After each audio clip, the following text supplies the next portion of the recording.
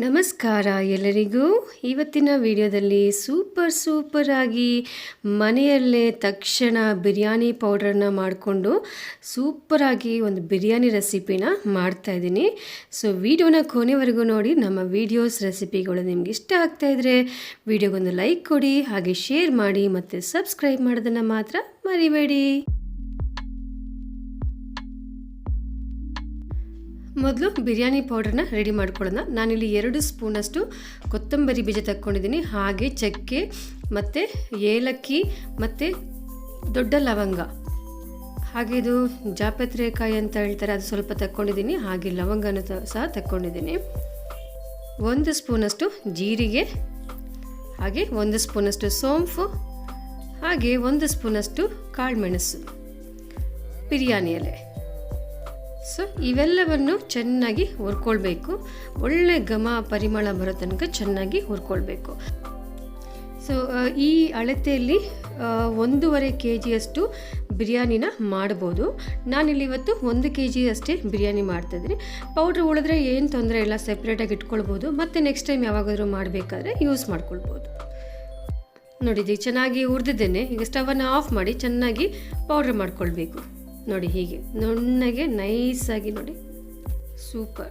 ಇನ್ನು ಇದಕ್ಕೆ ಸ್ಟಾರ್ ಆಗಲಿ ಇಲ್ಲ ಬೇರೆ ಇಂಗ್ರೀಡಿಯೆಂಟ್ಸ್ ಆಗಲಿ ಹಾಕೋ ಅವಶ್ಯಕತೆ ಇಲ್ಲ. ಇಷ್ಟೇ ಇಂಗ್ರೀಡಿಯೆಂಟ್ಸನ್ನು ಹಾಕ್ಬಿಟ್ಟು ನಾವು ಒಳ್ಳೆ ಸೂಪರ್ ಅಂತ ಬಿರಿಯಾನಿನ ಮಾಡ್ಬೋದು. ಈಗ ನಾನಿಲ್ಲಿ 1 kg ಚಿಕನ್ ತಗೊಂಡಿದ್ದೀನಿ. 1 ಸ್ಪೂನಷ್ಟು ಖಾರದ ಪುಡಿನ ಸೇರಿಸಿದ್ದೀನಿ, ಹಾಗೆ ಅರ್ಧ ಸ್ಪೂನು ಅರಿಶಿನ ಪುಡಿ ಮತ್ತು 2 ಸ್ಪೂನಷ್ಟು ಬಿರಿಯಾನಿ ಪೌಡರ್. ಈಗಷ್ಟೇ ಪೌಡ್ರ್ ಮಾಡಿದ್ವಲ್ಲ ಬಿರಿಯಾನಿ ಪೌಡ್ರ್. ಅರ್ಧ ಕಪ್ಪಷ್ಟು ಮೊಸರು, ಹಾಗೆ 1 ಸ್ಪೂನಷ್ಟು ಗರಂ ಮಸಾಲೆ, ಸ್ವಲ್ಪ ಕಸ್ತೂರಿ ಮೆಂತ್ಯನ ಸೇರಿಸ್ತಾ ಇದ್ದೀನಿ, ಹಾಗೆ ಉಪ್ಪನ್ನು ಸೇರಿಸ್ತಾ ಇದ್ದೀನಿ. ಚೆನ್ನಾಗಿ ಇದನ್ನು ಮಿಕ್ಸ್ ಮಾಡ್ಕೊಳ್ಳೋಣ.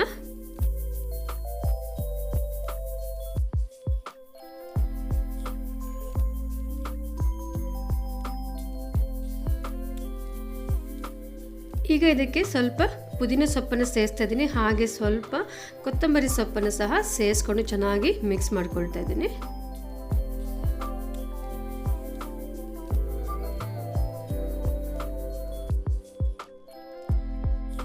ಈ ಮಸಾಲೆ ಎಲ್ಲ ಹಾಕಿದ ಮೇಲೆ ಚೆನ್ನಾಗಿ ಊರಬೇಕಿದು.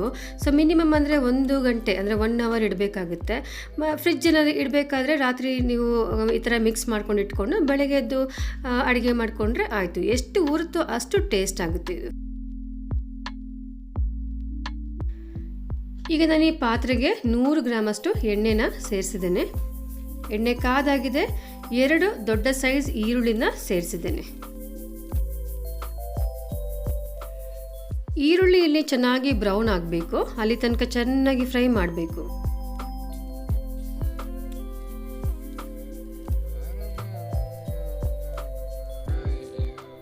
ಈಗ ನಾನಿಲ್ಲಿ ಶುಂಠಿ ಬೆಳ್ಳುಳ್ಳಿ ಪೇಸ್ಟು 3 ಸ್ಪೂನಷ್ಟು ಸೇರಿಸ್ತಾ ಇದ್ದೀನಿ.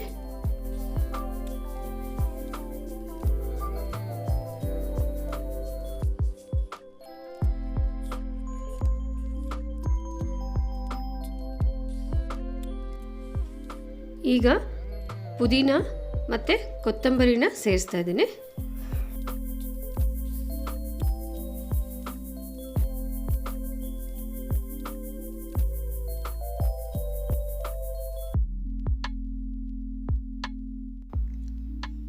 ಒಂದು ಸ್ಪೂನಷ್ಟು ಅರಿಶಿನ ಪುಡಿನ ಸೇರಿಸಿದ್ದೀನಿ ಇಲ್ಲಿ.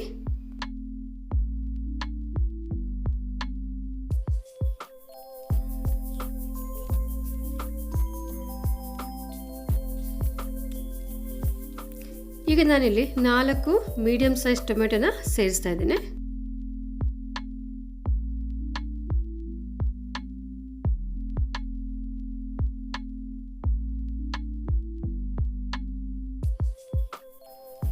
ಟೊಮೆಟೊ ಸ್ವಲ್ಪ ಫ್ರೈ ಆಗ್ತಾ ಇರಬೇಕಾದ್ರೆ ನಾವೀಗ ನೆನೆಸಿಟ್ಟಿರೋ ಚಿಕನ್ನ ಸೇರಿಸೋಣ.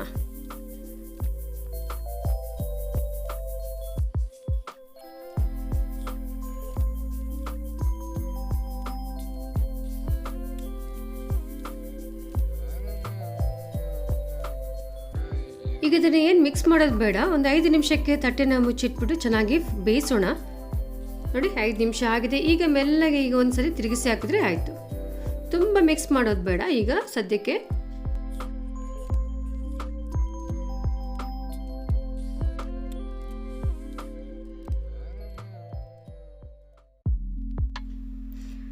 ಮತ್ತೊಮ್ಮೆ ತಟ್ಟೆನ ಮುಚ್ಚಿಟ್ಟು ಇನ್ನೊಂದು 5 ನಿಮಿಷಕ್ಕೆ ಬೇಯಿಸ್ತಾ ಇದ್ದೀನಿ. ಸೊ 5 ನಿಮಿಷ ಆಗಿದೆ, ಈಗ ಚೆನ್ನಾಗಿ ನೋಡಿ ಬೇಯ್ತಾ ಇದೆ.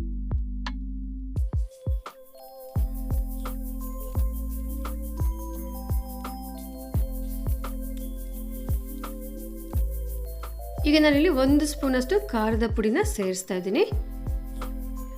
ಹಾಗೆಯೇ 1 ಸ್ಪೂನಷ್ಟು ಬಿರಿಯಾನಿ ಪೌಡರ್, ಮನೆಯಲ್ಲೇ ಮಾಡಿದ್ನಲ್ಲ ಆ ಬಿರಿಯಾನಿ ಪೌಡ್ರನ್ನ ಸೇರಿಸಿದ್ದೇನೆ. ನೋಡಿ ಇಷ್ಟೇ ಮಸಾಲೆನ ನಾವು ಹಾಕಬೇಕಾಗಿರೋದು. ಈಗ ಮಸಾಲೆ ಎಲ್ಲ ಹಾಕಾಗಿದೆ. ಈಗ ಚೆನ್ನಾಗಿ ಮಿಕ್ಸ್ ಮಾಡಿಕೊಂಡ್ರೆ ಸಾಕು. ಚೆನ್ನಾಗಿ ಈಗ ಮಿಕ್ಸ್ ಮಾಡಿಕೊಂಡು ಬೇಯಲಿಕ್ಕೆ ಬಿಟ್ಬಿಡೋಣ. ಮತ್ತೆ ಸ್ವಲ್ಪ ಉಪ್ಪನ್ನು ಹಾಕಬೇಕು. ಸೊ ರುಚಿಗೆ ಬೇಕಾದಷ್ಟು ಮತ್ತೊಮ್ಮೆ ಉಪ್ಪನ್ನು ಸೇರಿಸ್ತಾ ಇದ್ದೀನಿ. ಉಪ್ಪು ಹಾಕಿದ ಮೇಲೆ ಒಂದ್ಸರಿ ಚೆನ್ನಾಗಿ ಮಿಕ್ಸ್ ಮಾಡಿಬಿಟ್ಟು ಬೇಯಲಿಕ್ಕೆ ಬಿಟ್ಬಿಡೋಣ.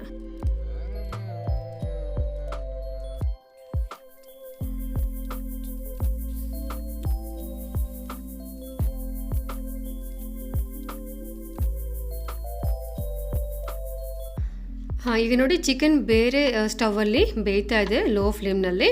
ಈಗ ನಾವು ರೈಸ್ನ ರೆಡಿ ಮಾಡ್ಕೊಳ್ಬೇಕು. ಸೊ ಈಗ ಬೇರೆ ಒಂದು ಪಾತ್ರೆಗೆ ನೀರನ್ನು ಇಟ್ಟಿದ್ದೀನಿ. ಇಲ್ಲಿ ಸ್ವಲ್ಪ ನೀರು ಬಿಸಿ ಆಗಬೇಕು.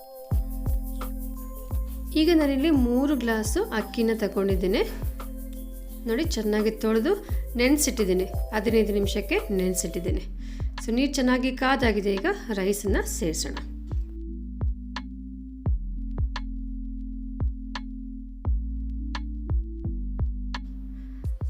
ಅನ್ನ ಬೇಯ್ತಾ ಇರಬೇಕಾದ್ರೆ ಸ್ವಲ್ಪ ಉಪ್ಪನ್ನು ಸೇರಿಸೋಣ. ಈಗ ಒಂದ್ಸಲ ಚೆನ್ನಾಗಿ ಕಲಿಸ್ಬಿಟ್ಟು ಅನ್ನ ಬೇಯಲಿಕ್ಕೆ ಬಿಟ್ಬಿಡೋಣ. ಸೊ ಅನ್ನ ನಾವು 80% ಅಷ್ಟು ಬೇಯಿಸಬೇಕಾಗುತ್ತೆ. ನೋಡಿಕೊಂಡು ಹುಷಾರಾಗಿ ಬೇಯಿಸ್ಕೊಳ್ಳಿ. ಈಗ ನೋಡಿ ಅನ್ನ ಚೆನ್ನಾಗಿ ಬೆಂದಿದೆ. ಎಷ್ಟು ಬೇಕೋ ಅಷ್ಟು ಬೆಂದಿದೆ. ಇದು ಈಗ ನೀರನ್ನು ತೆಗೆದು ಸೆಪ್ರೇಟಾಗಿ ಇಡ್ತಾ ಇದ್ದೀನಿ. ಸೊ ಅಷ್ಟರಲ್ಲಿ ಚಿಕನ್ ಸಹ ಚೆನ್ನಾಗಿ ಫ್ರೈ ಆಗಿದೆ. ಚೆನ್ನಾಗಿ ಫ್ರೈ ಆಗಿದೆ ಅಂದರೆ ಚೆನ್ನಾಗಿ ಬೆಂದಿದೆ ಅಂತ ಅರ್ಥ. ನೋಡಿ ಎಣ್ಣೆ ಎಲ್ಲ ಹೀಗೆ ಸೈಡಲ್ಲಿ ಬಿಟ್ಕೊಂಡಿದೆ. ಚಿಕನ್ ಎಲ್ಲ ಸಖತ್ತಾಗಿ ಬೆಂದಿದೆ. ಈಗ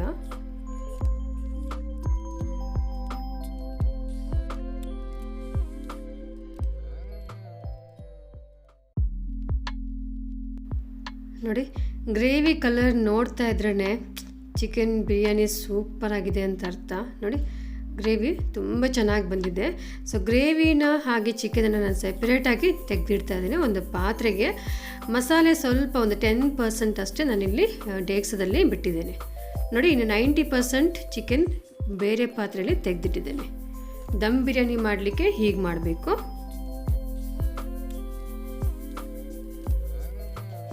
ಈಗ ಬೇಯಿಸಿಟ್ಟಿರೋಂಥ ಅಕ್ಕಿನ ಪೂರ್ತಿಯಾಗಿ ನಾನಿಲ್ಲಿ ಸೇರಿಸ್ಕೊಳ್ತೀನಿ.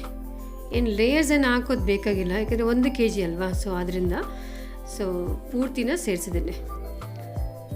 ಈಗ ಚಿಕನ್ ಗ್ರೇವಿ ಜೊತೆ ಸ್ವಲ್ಪ ಸ್ವಲ್ಪ ಹೀಗೆ ಪೂರ್ತಿ ನೋಡಿ ಸ್ಪ್ರೆಡ್ ಆಗೋ ಥರ ಸೇರಿಸೋಣ. ನೋಡಿ ಇಷ್ಟೇ ನ್ಯಾಚುರಲ್ ಇಂಗ್ರೀಡಿಯೆಂಟ್ಸ್. ಯಾವುದೇ ರೀತಿಯ ಆರ್ಟಿಫಿಷಿಯಲ್ ಕಲರ್ ಆಗಲಿ ಆರ್ಟಿಫಿಷಿಯಲ್ ಫ್ಲೇವರ್ ಆಗಲಿ ಇದರಲ್ಲಿ ಯಾವುದು ಸಹ ಇಲ್ಲ.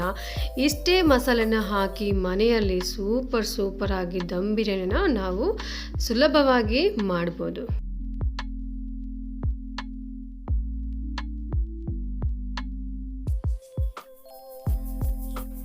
ಇನ್ನೊಂದು 5 ನಿಮಿಷಕ್ಕೆ ಇದನ್ನು ದಮ್ ಕೊಡ್ತಾ ಇದ್ದೀನಿ. ಅಂದರೆ ದಮ್ ಕೊಡ್ಲಿಕ್ಕೆ ನಾನೇನು ಸ್ಪೆಷಲ್ ಏನು ಮಾಡ್ತಾ ಇಲ್ಲ. ಇಲ್ಲಿ ಒಂದು ತಟ್ಟೆನ ಮುಚ್ಚಿಟ್ಟು ಒಂದು ದೊಡ್ಡ ಕಲ್ಲನ್ನು ಇಡ್ತಾ ಇದ್ದೀನಿ ಅಷ್ಟೇ.